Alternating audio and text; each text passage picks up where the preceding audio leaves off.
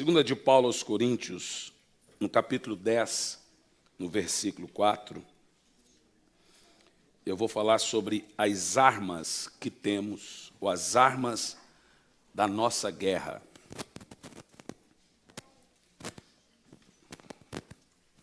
O inimigo fica numa revolta. Porque as armas de nossa guerra não são carnais, mas poderosas em Deus para destruir fortalezas. Senhor, fale conosco, que não seja eu quem fale, mas seja o teu Espírito, em nome de Jesus. Eu quero compartilhar com os irmãos aqui uma experiência que aconteceu ontem. Eu e o Gianluca, vindo de Blumenau. Logo quando peguei a BR-101, apareceu na frente... Não, filho, pode deixar sem fundo musical, viu? Vai no final, tá? Apareceu bem na frente do carro, 4 feixes de luz enorme, numa dimensão muito grande, parecia uma nave espacial, em cima do carro, assim. Eu olhei aquilo e falei, isso é coisa besta. Avião, um canhão de luz para cima. E logo na saída, fui vindo. Passei Joinville e o troço acompanhava a gente. Cheguei Guaruva, o troço acompanhando a gente. Quando eu passei Guaruva, eu falei, filho, você está vendo aquilo ali? Eu falei, eu estou.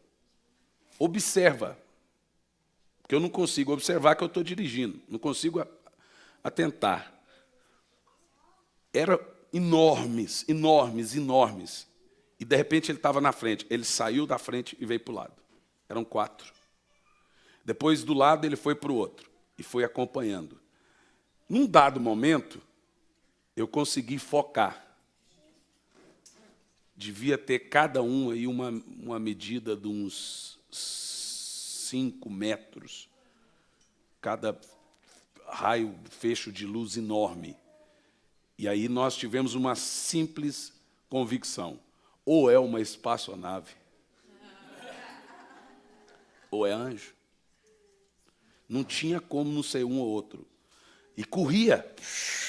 O Gianluca entrou em crise. Meu Deus! Falei, filho, você está vendo o que eu estou vendo? Falei, eu estou vendo, pai.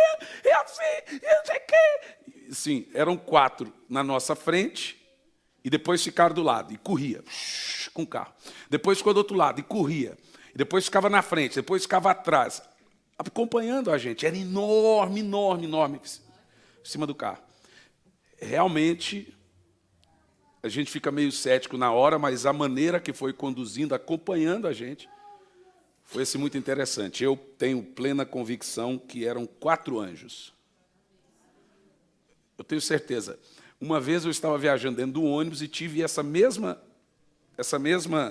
nem é visão, porque foi a olho aberto mesmo, o Jean também viu, mas foi de um, que me acompanhou a viagem inteira até o meu destino. Foi 15 horas de viagem. Inteira. E ficava no meio das nuvens, assim, piscando e correndo. E aí, ontem foi 4, eu acho que era 2 para cada um. A gente vai engordando, os anjos vão aumentando, né? Bom, compartilhado, eu hoje quero falar sobre armas importantes que nós temos e que a maioria de nós não temos a noção de como usar essas armas. Vocês sabem que nossa luta, ela é uma luta espiritual. E se a nossa luta é uma luta espiritual, nossas armas também são espirituais. Elas não são carnais, porque as armas da nossa guerra não são carnais. Você pode até assistir filme na internet dando tiro em demônio, mas as armas da nossa batalha não são espirituais. Como diz o texto, mas elas são poderosas para destruir e demolir fortalezas. Nós não usamos canhões, nós não usamos armas naturais, nós usamos armas espirituais. E aqui nessa manhã eu gostaria de destacar aqui quais são as nossas armas espirituais nessa lida espiritual que nós estamos.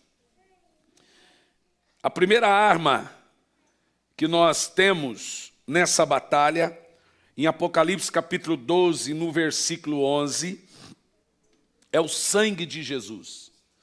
Tudo que formos falar aqui nessa manhã são armas poderosas contra o reino das trevas. Diz assim: eles o venceram pelo sangue do Cordeiro. Venceu quem?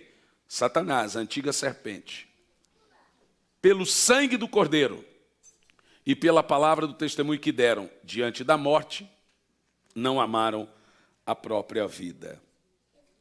Uma das armas mais poderosas que temos contra Satanás é o poderoso sangue de Jesus. Nenhum demônio, nenhum príncipe das trevas, até mesmo ele, Satanás, pode resistir à simples menção do sangue do Senhor Jesus. Agora lembre-se de algo: o sangue de Jesus não é algo místico. O sangue de Jesus não é algo mágico. É o próprio Cristo, Ele mesmo que deu poder ao seu sangue. O simples fato de dizer o sangue de Jesus tem poder faz qualquer anjo caído correr. Hoje nós vamos tomar da ceia do Senhor, em que mais uma vez o sangue simboliza um poder para nos livrar, nos esconder de toda iniquidade, de todo pecado e de toda acusação. O sangue de Jesus realmente é muito poderoso. O sangue sempre esteve em toda a história no Velho Testamento.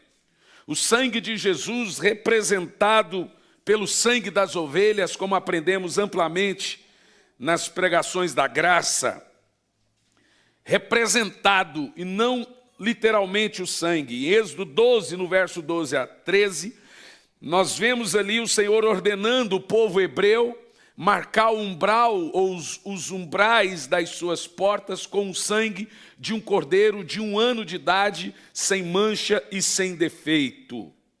Por causa desse sangue, ali nos umbrais da porta ou das portas dos hebreus, o destruidor, Apolion, não pôde entrar dentro daquela casa. E a figura que nós temos é a seguinte: ia o anjo do Senhor junto com o destruidor.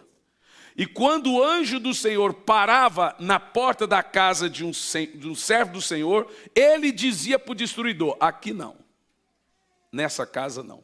O sangue ali era um símbolo em que aquele povo estava escondido da destruição. Aquele sangue nos umbrais das portas dos hebreus representava o sangue do Senhor Jesus. Quando nós pedimos ao Senhor que nos cubra e cubra a nossa família com o seu sangue, eu quero que você entenda que isso literalmente acontece. Existe um livro nos Estados Unidos de uma história chocante. Um pai saiu de casa e ele tinha que ir trabalhar e ele deixou a sua menina adolescente de 15 anos em casa. E de repente, aconteceu uma coisa absurda. O ladrão entrou dentro da casa.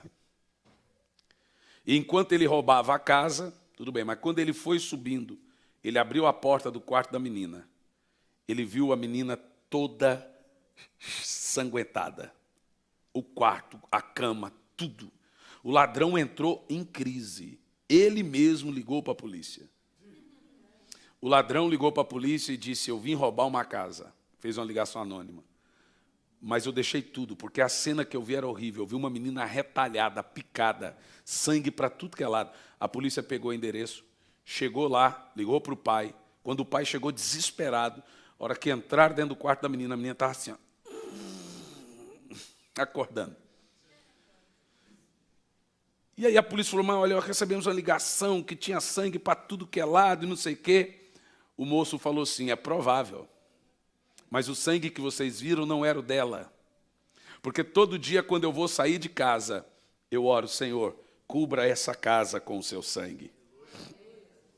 Eu quero que você entenda que o sangue de Jesus nos esconde na sombra do Altíssimo. Ele nos coloca debaixo das suas asas. O sangue de Jesus é algo muito, muito, muito poderoso. E como nós aplicamos esse sangue de Jesus diariamente na nossa vida? Nós aplicamos o sangue de Jesus na nossa vida pela oração. Eu particularmente faço isso todos os dias. Quando vou viajar, Diana, dá leite para essa criança, faz favor. Não fica pirraçando a criança, não. Ela fica pirraçando a criança. Ela quase mata a criança de morrer, gente. A fome, a criança já está assim estufando de tanto comer, gente. Coisa mais linda. A criança.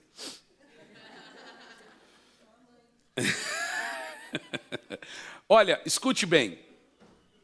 Todos os dias eu faço isso na minha casa. Eu faço isso quando eu vou viajar. Eu faço isso quando entro no avião. Falo, Senhor, cubra com teu sangue.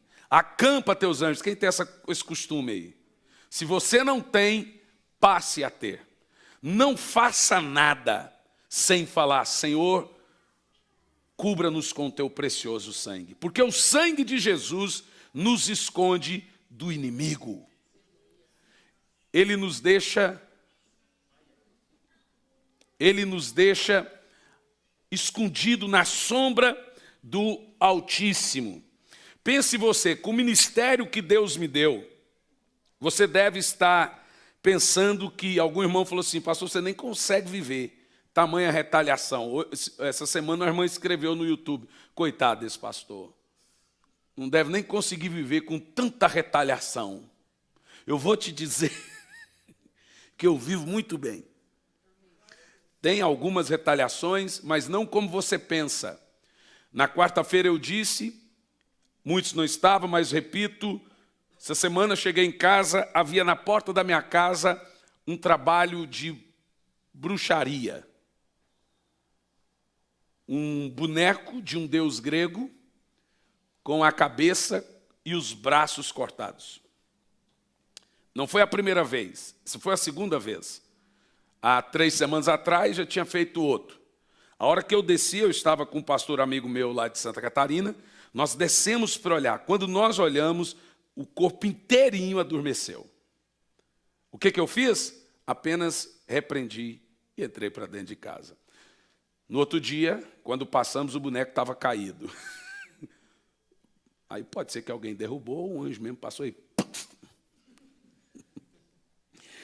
Eu vivo na sombra do Onipotente. Veja Lucas 10, versículo 19 ao 21.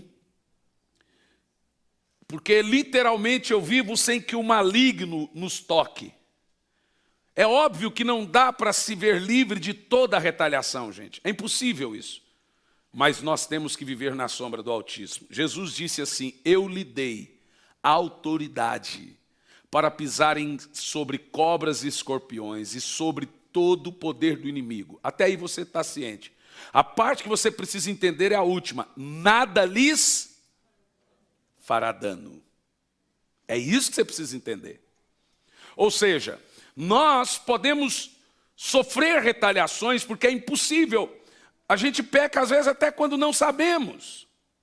E nessa hora o inimigo pode encontrar alguma brechinha ali. A gente não vive 100% em santidade. A gente peca inconsciente. Então, com certeza, alguma outra retaliação nós vamos viver. Mas o que a Bíblia nos diz é que nós temos autoridade para humilhar o diabo contra o poder das trevas nesse mundo tenebroso e ainda assim ele não pode fazer dano em nós. Isso tem que ficar muito claro. Amém? Por quê? Nós temos a armadura de Deus, nós temos o sangue de Jesus, nós temos o nome de Jesus e ainda temos o anjo do Senhor que acampa ao nosso redor. Como que o inimigo chega até você? Não chega. Diga amém. Então eu naturalmente uso essa autoridade. Agora escute bem, ele não chega quando você não dá brecha. Paulo chama isso de dar lugar. Muitas coisas nós damos brecha. E quando nós damos brecha com alguma dessas coisas da brecha, é o seguinte, você tem um muro de proteção do sangue, da armadura, do anjo do Senhor, lhe guardando e protegendo. Da brecha é quando você faz um buraco nesse muro e põe a mãozinha do outro lado. Você abre uma oportunidade para o maligno te tocar. Eu, irmãos, uso toda essa autoridade. Eu uso o sangue de Jesus, eu uso o nome de Jesus, eu uso o anjo do Senhor, porque a Bíblia manda a gente usar esse anjo do Senhor acampado ao nosso redor. A Bíblia diz que ele dá ordem aos seus anjos ao nosso respeito.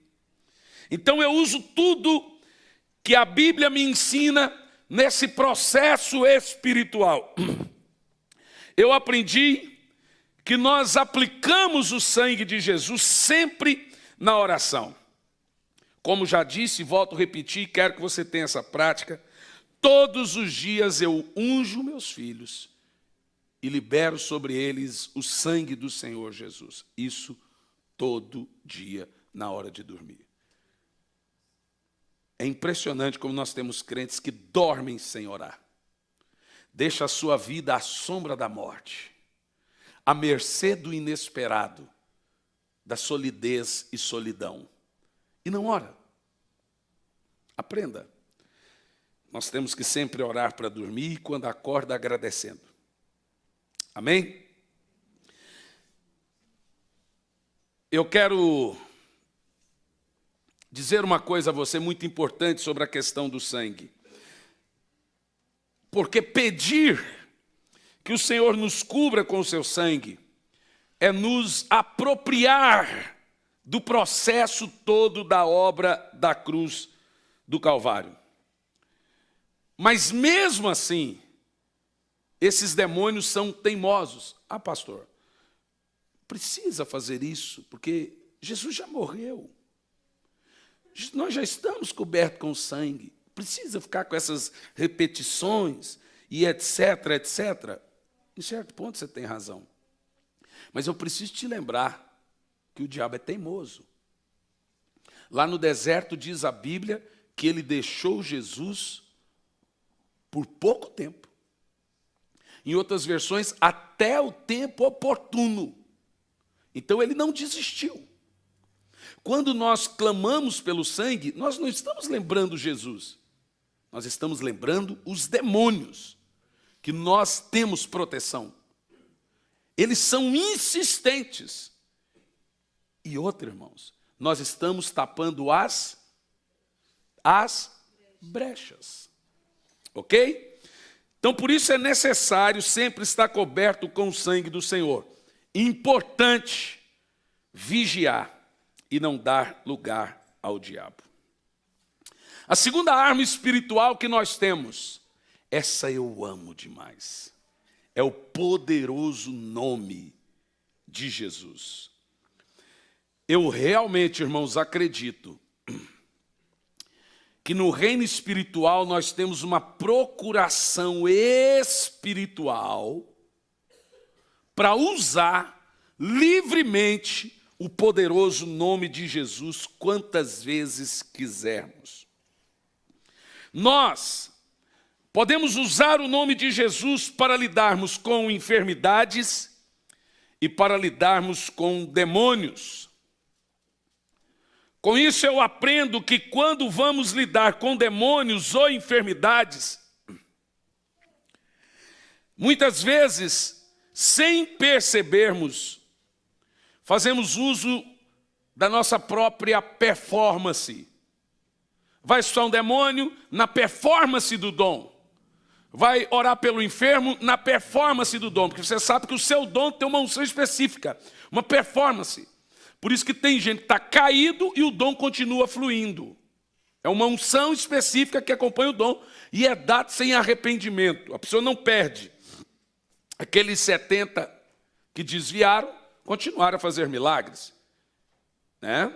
Em Mateus 7, verso 15, cuidai com os falsos profetas. Lá no final Jesus diz, curar no meu nome, profetizar no meu nome, expulsar demônios no meu nome, mas apartai-vos de mim, malditos, que eu não vos conheço. Então muitas vezes a pessoa está sendo usada na própria performance do dom. Ela não está debaixo do poderoso nome de Jesus, nem do poderoso sangue do Senhor. Ela está debaixo da performance do dom dela. A coisa flui, mas não tem cobertura.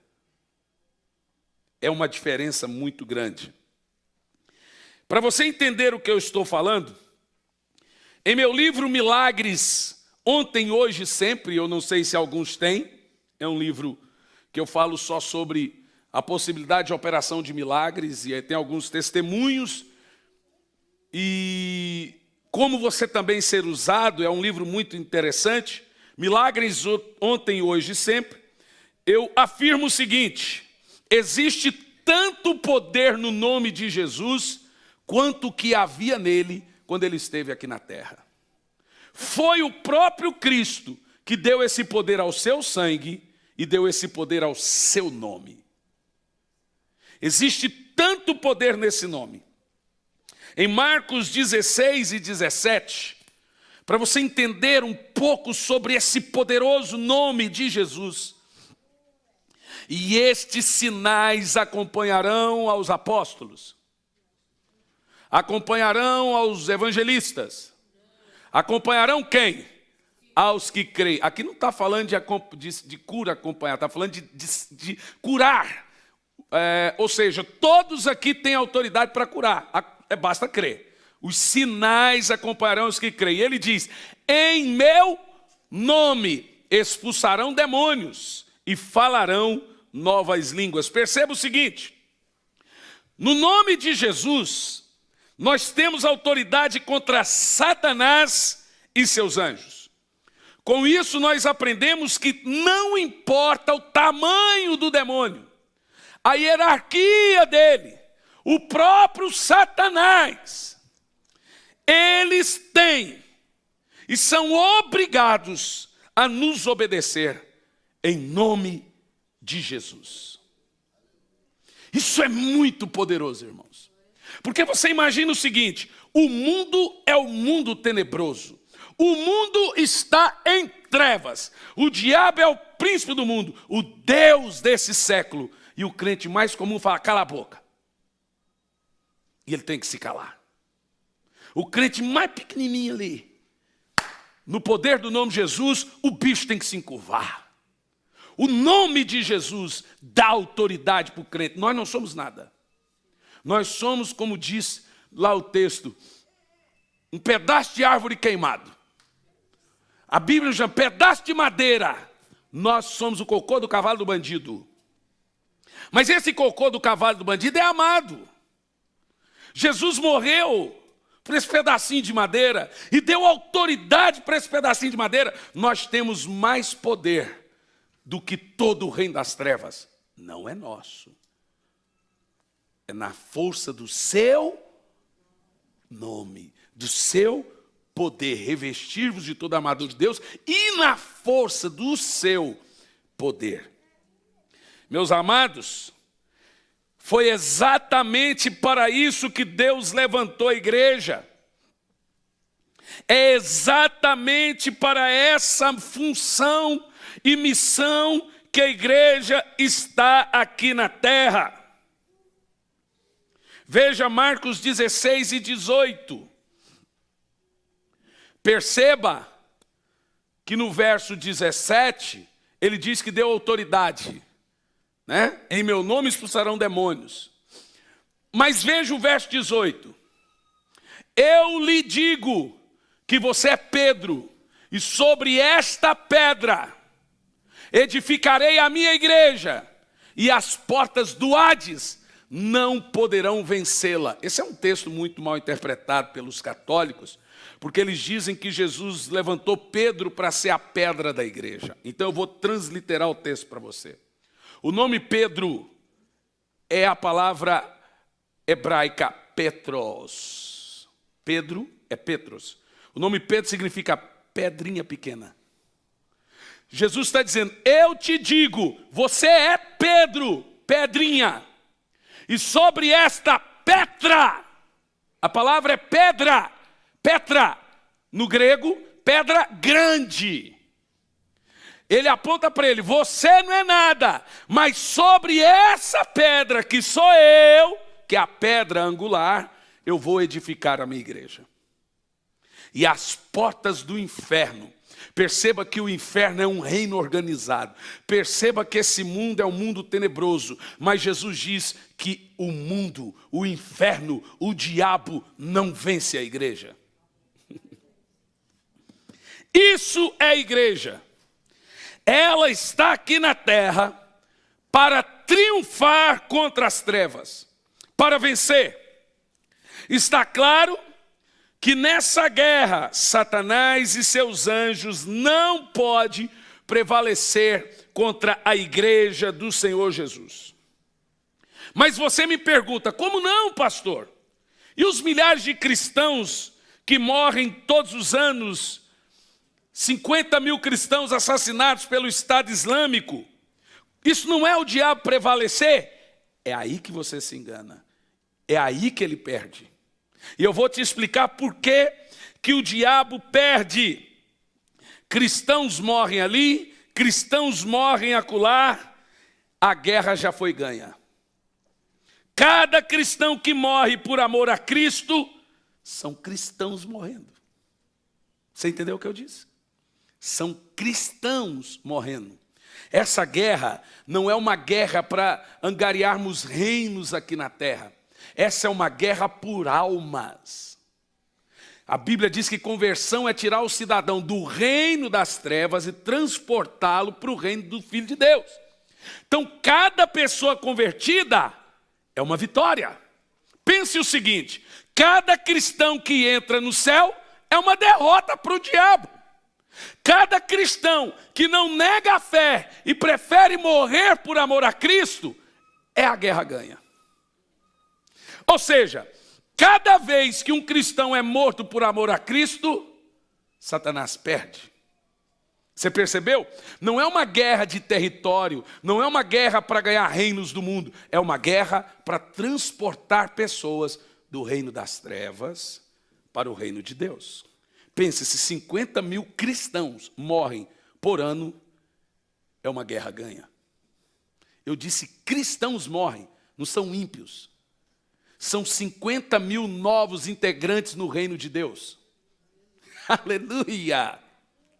Isso é uma batalha poderosa, é uma batalha grande. Por isso que os milhares de cristãos mortos e perseguidos pelo diabo e seus anjos é vitória.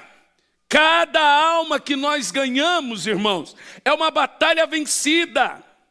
Não a guerra, mas a batalha vencida. A igreja está na terra, em nome de Jesus, para tirar as pessoas das trevas e levá-las para a luz. Você pode até ficar rico, mas não é por isso a sua batalha. A igreja pode até comprar rádio, pode até construir um prédio enorme. Não quer dizer que ela ganhou alguma coisa. A igreja só ganha de fato quando ela ganha... Quando ganha almas. Se ela não ganhar almas, ela pode ser rica.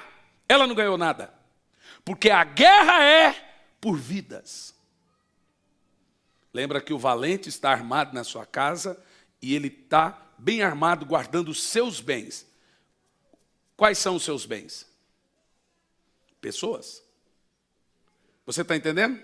Aí vem um outro mais valente e toma os seus bens. Você perceba que a guerra é por vidas. Isso é muito lindo, isso é muito poderoso.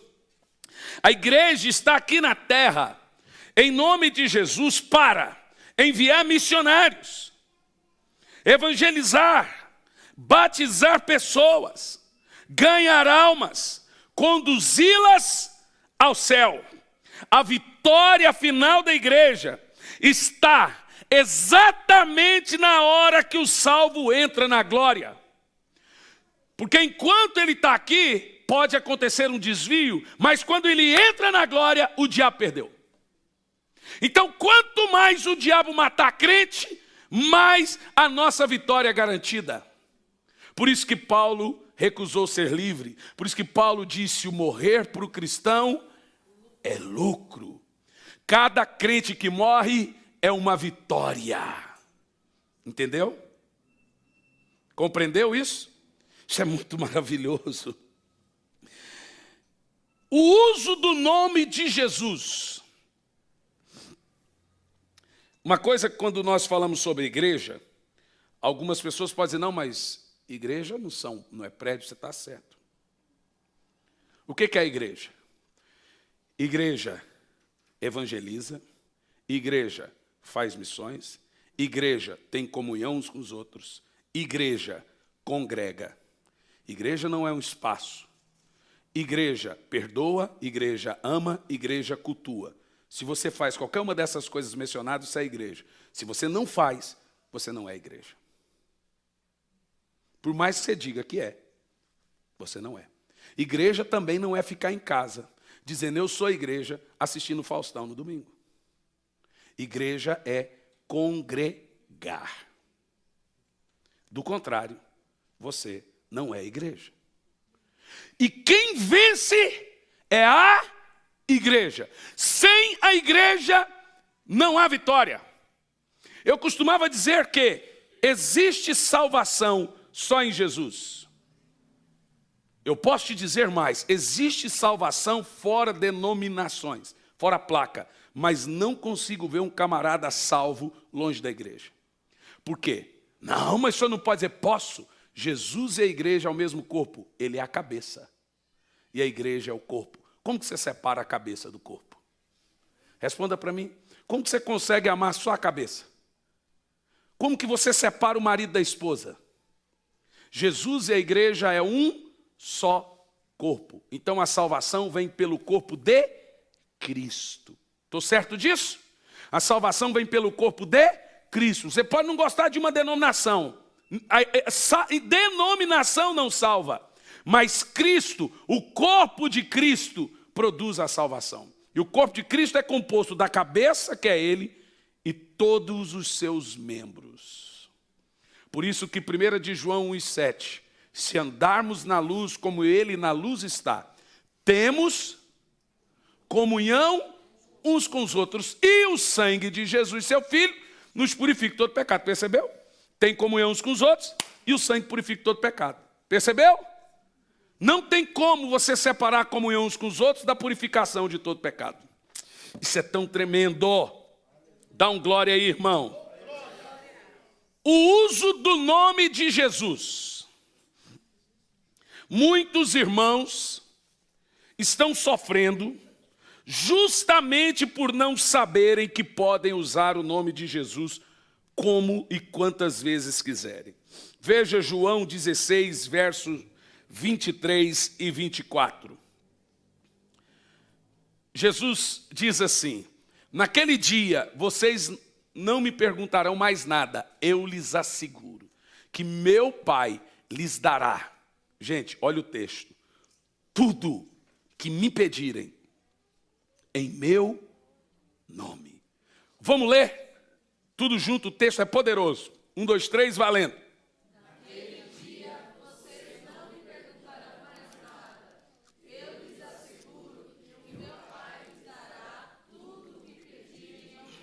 Yes! Que nome poderoso! Esse texto é cheio de glória, cheio de unção, porque nós temos que aprender a tomar posse do poderoso nome de Jesus. Nós, como igreja, somos luz nesse mundo de trevas, somos sal nesse mundo sem gosto. E a igreja foi levantada justamente para pôr luz nesse mundo maligno. Nessa guerra, ou você é um guerreiro, ou você é um prisioneiro, não tem meio termo. Ou você é um soldado, ou você é o prisioneiro? Ah, eu não quero estar nessa guerra. Você já está. Se você não está do lado dos que vencem, você está do lado dos que perdem. Ou você é um soldado, ou você é um prisioneiro. Diga amém. Nós somos a resistência. A autoridade vinda do céu. Enviados como ovelhas no meio de lobos. Enviados para a morte todos os dias. Não estamos aqui para construirmos impérios ou nossas idealizações pessoais. Estamos aqui para avançarmos diante ou mediante contra as trincheiras do inimigo no reino espiritual e avançarmos. Cada casa que nós entramos, nós rompemos as trincheiras do diabo. Cada alma que ousamos a mencionar sobre Jesus é romper as trincheiras do diabo. E nós fazemos isso no nome de Jesus. Esse é o papel. Se você não é um soldado, você é um saco de batata podre. Não tem meio termo. Ou você está sendo escravo, preso nessa guerra, ou você está ganhando essa guerra do lado dos que lutam. Diga amém. Veja Marcos 16, verso 17 e 18. Olha o nosso papel.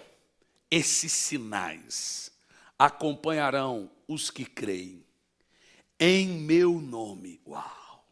Expulsarão demônios e falarão novas línguas. Continua. Pegarão em serpentes. Se beberem algum veneno mortal, não lhes fará mal algum. Imporão as mãos sobre os doentes e eles ficarão curados. Qual órgão da terra tem esse poder? Nenhum. Veja quem é você no reino espiritual, irmão. Fica aí com esse mimimi. Eu sou coitado. Olha quem é você, rapaz. Tu é poderoso em Cristo. Você não é um saco de batata podre. Você é poderoso. Basta você usar o sangue de Jesus, usar o nome de Jesus, estufar o peito e dizer, diabo, caiu a casa para você.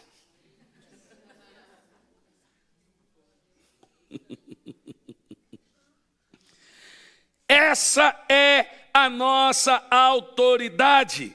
É assim que devemos estar agora. Você quer ver um exemplo? Um homem, um diácono, sozinho, esculhambou com o reino das trevas numa cidade. Atos capítulo 8, versos 6 e 8. Um diácono, sozinho, esculhambou com o reino das trevas. Só um. Atos 8, verso 6, versículo 8. Quando a multidão ouviu Filipe e viu os sinais miraculosos que ele realizava, deu unânime atenção ao que ele dizia. O que aconteceu em Samaria? Verso seguinte, os espíritos imundos, demônios, saíam de muitos, dando gritos, e muitos paralíticos e mancos foram curados. Veja, os demônios daquela cidade saíam desesperados. Você percebeu o medo que o demônio tem de um crente cheio do poder de Deus? E os paralíticos andavam. Por causa disso, próximo verso. Assim houve grande alegria naquela cidade. Sabe por que muitas vezes falta alegria na sua casa?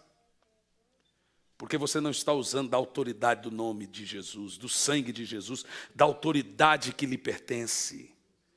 Você, crente, é um ser superpoderoso em Deus. Você não é um caco. Você tem uma autoridade que nem a ONU possui. É que quando nós olhamos, nós imaginamos que poder é ser político, poder é ter o Espírito Santo, irmão.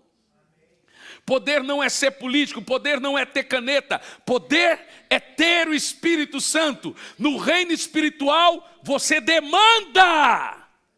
Você, de fato, quem tem o poder.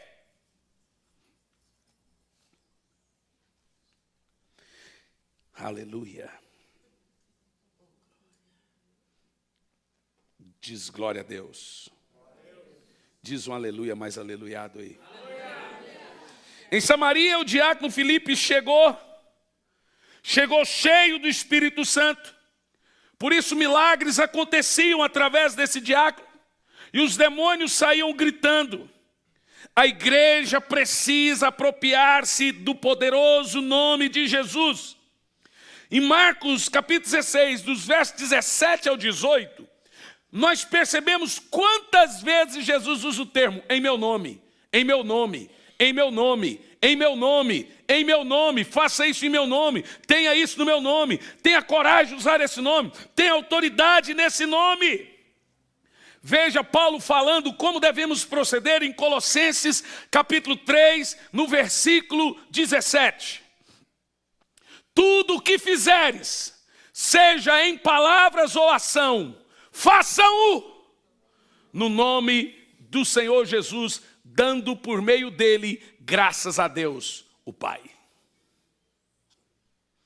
Em nome de Jesus eu vou fazer isso. Em nome de Jesus eu vou avançar nisso. Em nome de Jesus eu vou vencer isso. Em nome de Jesus, não é usar levianamente. Em nome de Jesus isso. Em nome de Jesus eu vou fazer essa viagem. Em nome de Jesus eu vou chegar bem. Em nome de Jesus essa doença, isso. Em nome de Jesus, em nome de Jesus, em nome de Jesus. Aleluia. Em Mateus 28, 18. Eu quero ter um rápido aqui com você. Essa explanação é muito interessante. Presta atenção. Então aproximou-se deles e disse, Jesus disse, foi-me dada toda a autoridade no céu e na terra. Presta atenção. Depois que Jesus disse, foi-me dada toda a autoridade no céu e na terra, quando nós analisamos esse texto, percebemos que Jesus recebeu toda a autoridade. E depois que Jesus afirma que foi dada a ele toda a autoridade no céu e na terra, começa o verso 19 como? O 19. Portanto, ide. Primeiro ele diz, eu tenho autoridade agora, então vão agora. Yeah! Percebeu? Perceba que ele diz, foi-me dada toda a autoridade, portanto, ide. Você tem a mesma autoridade que Jesus tinha. Percebeu isso? E tem mais ainda nisso. Depois dele dizer, portanto, ide, nós recebemos a mesma autoridade de Jesus. Veja Filipenses capítulo 2, versículo 9.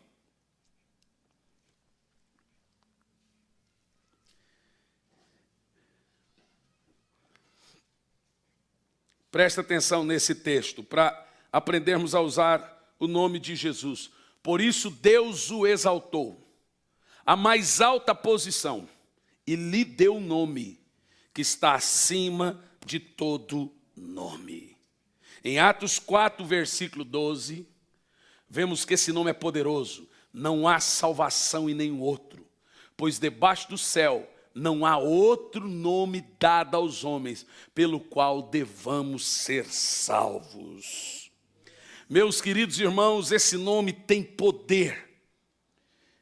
A simples menção dele causa espanto, causa adoração no céu, surpresa na terra e pânico no inferno. O simples fato do crente abrir a boca e mencionar o nome de Jesus faz o inferno inteiro estremecer. Precisamos entender que nossas armas nessa guerra não são armas carnais, são armas espirituais. E o nome de Jesus é a mais poderosa dessas armas. Temos que entender e fazer uso desse nome nessa guerra. Nós curamos os enfermos no nome de Jesus. Expulsamos os demônios no nome de Jesus. Mateus 18, versículo 20. Olha o nome de Jesus. Pois onde se reunirem 2 ou 3. ali eu estou. Jesus está aqui agora. Isso é uma palavra simples, mas literalmente ele está aqui agora. Não, mas ele só está em igrejas santas, então ele não vai estar em nenhuma. Você sabe que quando você pega as 7 igrejas do Apocalipse, das 7 igrejas, só 2 eram boas. E ele estava no meio das 7. E sabe o que ele dizia? Eu conheço, eu sei, eu estou vendo. Jesus está em todas, até as hereges. Fazendo o quê? Relatóriozinho. Eu conheço, eu estou vendo, eu estou analisando. Ele está cuidando, amém? Glória a Deus, pelo nome de Jesus que nos foi dado. Não estamos sozinhos, desamparados. Jesus é o nosso general. Antigamente cantava assim, ó, pelo Senhor marchamos sim. Poderoso é sua glória será vista em toda a terra. Vamos cantar o canto da vitória. Vencemos a batalha. E ele é o quê? O nosso general é Cristo. Nenhum inimigo. Você sabe que eu sinto falta dessas canções que mostram o triunfo de Deus na igreja? Eu gosto das canções mimizentas, mas tem hora que é bom as canções de guerra, gente. É ou não é? Tem hora que é bom. Aleluia. Assim como Jesus nunca deixou Israel sozinho nas batalhas, Ele não deixa você sozinho nessa guerra. Estamos em guerra? Sim, mas Jesus é o general. Ele é um estratégico general. Aleluia. Um cristão, em qualquer lugar do mundo, de posse da autoridade do nome de Jesus, é mais poderoso que o inferno inteiro. Eu fico triste quando vejo crentes com baixo nível espiritual sendo subjugados por Satanás, sendo que você tem poder. Ele anda como uma mulinha, tem força, mas é escrava, porque não sabe a força que tem. E.W. Kenyon, um dos escritores que eu mais amo, afirma que os homens obtêm o seu poderoso nome, ou nomes poderosos, de 3 formas. Alguns nascem com nomes grandiosos, um rei, por exemplo. Outros tornam-se grandiosos mediante as suas realizações. E outros ainda recebem um nome grandioso por doação. De acordo com Kenyon, Jesus tem um nome poderoso pelos 3 fatores juntos. Seu nome é poderoso porque ele herdou. Seu nome é poderoso por causa das suas realizações. E o seu nome é poderoso porque lhe foi dado um nome poderoso. Satanás teme o nome de Jesus. Os seus anjos temem o nome de Jesus. E não há nada que possam fazer diante da menção do poderoso nome de Jesus. Quando Jesus foi ao inferno, a luz acendeu pelo menos uma vez lá no inferno e os demônios tiveram que se prostrar. A Bíblia diz que o nome de Jesus é adorado no céu, na terra e embaixo da terra. E toda língua no céu, na terra e embaixo da terra confesse que Jesus Cristo é o Senhor. Embaixo da terra estão os demônios e os ímpios. Lá no inferno, eles proclamam, Jesus é o Senhor, Jesus é o Senhor, Jesus é o Senhor. Aleluia! Vamos ver um pouco esses 3 fatores que fizeram Jesus herdar, ganhar e ter esse nome tão poderoso. Em Hebreus 1, verso 1 a 6, vemos que ele recebeu esse nome por herança. Veja o texto. Há muito tempo Deus falou, muitas vezes e de várias maneiras, aos nossos antepassados por meio dos profetas. Mas nesses últimos dias falou-nos por meio do Filho, a quem constituiu herdeiro de todas as coisas, por meio de quem fez o universo. O Filho é o resplendor da glória de Deus e a expressão exata do seu ser, sustentando todas as coisas por sua palavra poderosa, depois de ter realizado a purificação dos pecados. Sobre Jesus, né? Ele se assentou à direita da majestade nas alturas, tornando-se tão superior, na minha versão, maior do que os anjos, quanto ao nome que herdou é superior ao deles. Aleluia! Pois qual dos anjos Deus alguma vez disse: tu és meu filho, hoje te gerei, e outra vez eu serei seu pai, e ele será meu filho. Nada no céu, na terra, embaixo da terra, se compara ao poderoso nome de Jesus.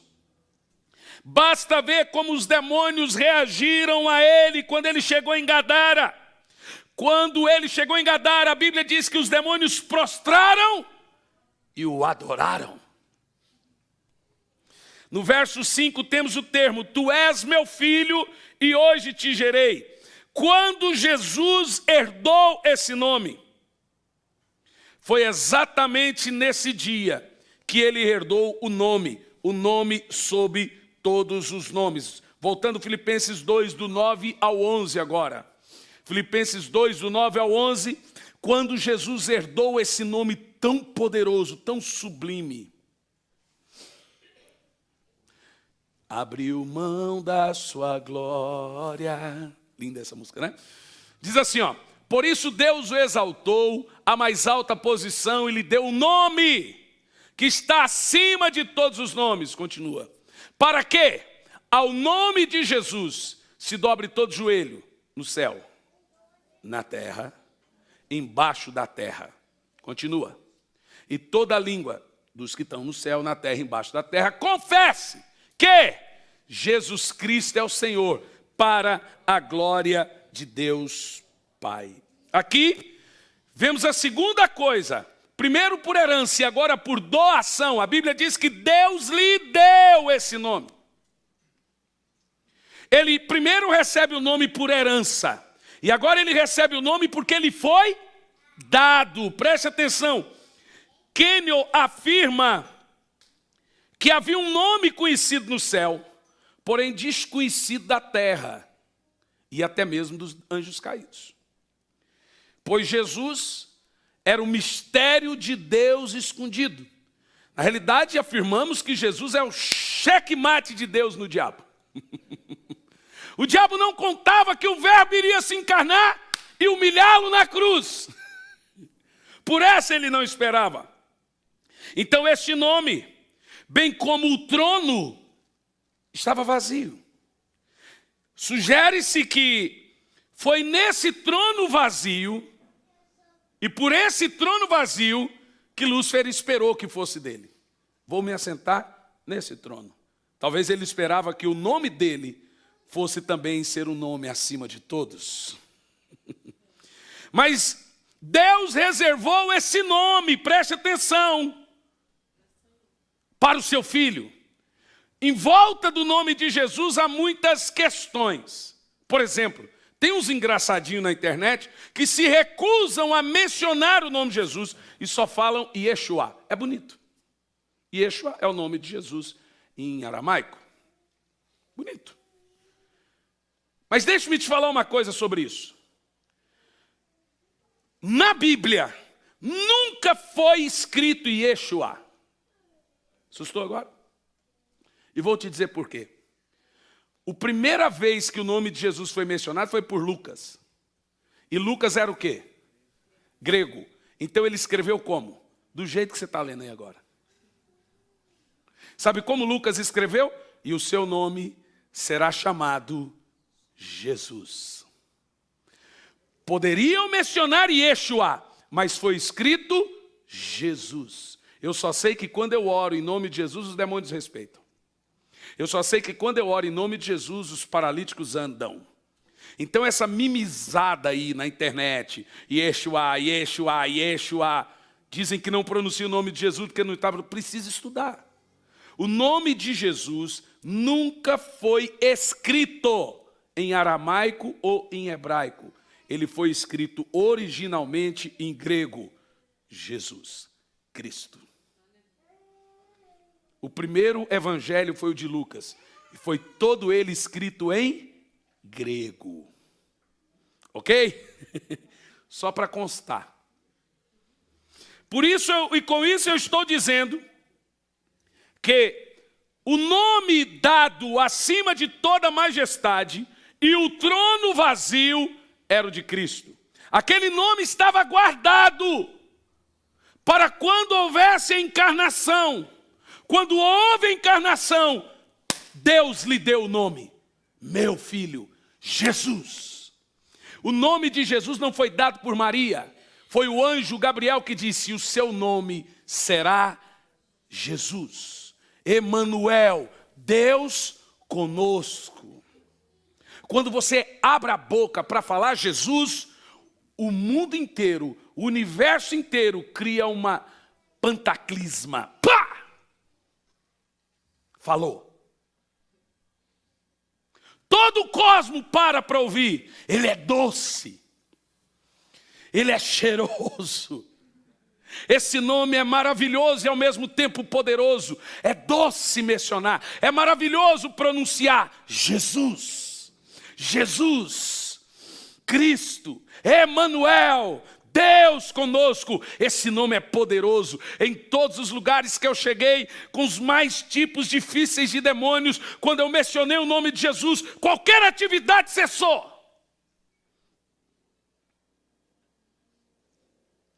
Aleluia. Aleluia. Então Jesus ganhou esse nome do Pai. Foi-lhe dado. Deus lhe deu o nome. Em segundo lugar, de acordo com Quênio, primeiro ele recebeu por herança, depois porque foi dado e agora porque ele conquistou também. Efésios 1, versículo 20 e 21. Ele conquistou o nome, com a sua obra, com o seu feito. Esse poder ele exerceu em Cristo, ressuscitando-o dos mortos, fazendo-o assentar nas regiões celestiais, muito acima de todo governo e autoridade, poder e domínio, e todo nome que se possa mencionar, não apenas nessa era, mas também na era de vir. Ele conquistou o nome. Ele herdou, foi ganho, mas ele disse, eu vou fazer valer. E aqui na terra ele conquistou esse nome sobre todo o nome. Veja o verso 22. Deus colocou todas as coisas debaixo de seus pés e o designou como cabeça de todas as coisas. Agora preste atenção no texto. Para a igreja. Sabe o que aqui, ó, na minha versão está assim, ó. Deus sujeitou tudo que existe debaixo dos seus pés e o designou cabeça de absolutamente tudo que há e o concedeu à igreja. Você sabe o que está dizendo no texto? Que todo o poder, toda a autoridade que tem no nome de Jesus, ele concedeu à igreja. Por isso que ele disse, eu vos dou no meu nome. Tudo que Deus designou ao Filho, o Filho concedeu à igreja. Então pode ter demônio forte, demônio grande, demônio pequeno, demônio poderoso, demônio príncipe do Japão, príncipe do Brasil, príncipe do Camboja, príncipe do que seja. Pode ter anjo caído daqui, anjo caído, pode o Satanás. Nós temos mais poder. Nós não tememos a nada. Quando eu chego no hotel, por mais sombrio que seja o hotel, eu durmo como uma criança. Porque eu sei aonde eu estou assentado. Eu sei que eu estou nas regiões celestiais, assentado com Cristo, reinando em vida. Entenda isso, irmão. Para de frescura. Assuma quem você é. Deixa de mimizaria. Assuma que Deus concedeu à igreja essa arma muito, tremendamente poderosa, que é o nome de Jesus. Diga glória a Deus. Apocalipse 1, versículo 18, a autoridade do nome. Estou pensando em escrever um livro só sobre isso. É muito forte o nome de Jesus. Sou aquele que vive. Estive morto, mas agora estou vivo para todo sempre. E tenho a chave da morte e do inferno. Olha, eu queria deixar essa mensagem para o final do curso de libertação.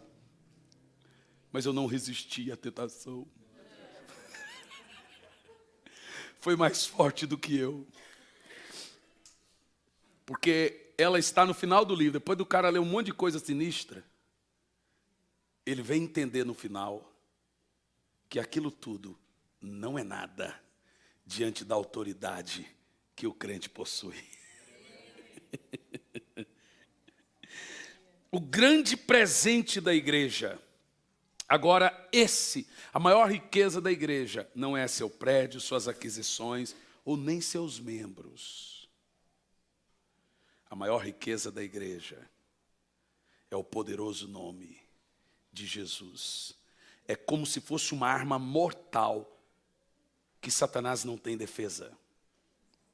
E quem dá poder ao nome de Jesus é o Espírito Santo. Olha lá, vamos ver, Atos 3:3. Igual o Rafael falou, o senhor vai pregar quantos dias com essa mensagem? Vai pregar o dia inteiro, ele falou. Diz assim, ó, vendo que Pedro e João iam entrar no pátio do templo, pediu-lhe esmola. Gente, você sabe esses textos simples da Bíblia, eu fico matutando neles. Falei, gente, que textos poderosos. Você quer ver? Continua. Pedro e João olharam bem para ele, e Pedro disse, olhe para nós. Tem uma coisa nesse texto aqui que eu fico preocupado. Pedro e João disse, não tenho prata, não tenho ouro. Mas a primeira coisa que eles disseram foi, olhe para nós. Depois, não tenho prata, não tenho ouro. A igreja brasileira, global, ela tem prata e ouro. Mas será que ela pode dizer, olhe para nós?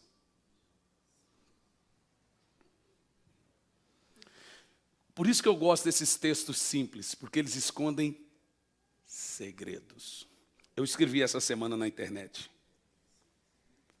Nós herdamos o que admiramos. Eliseu admirou a unção de Elias. Herdou a unção de Elias.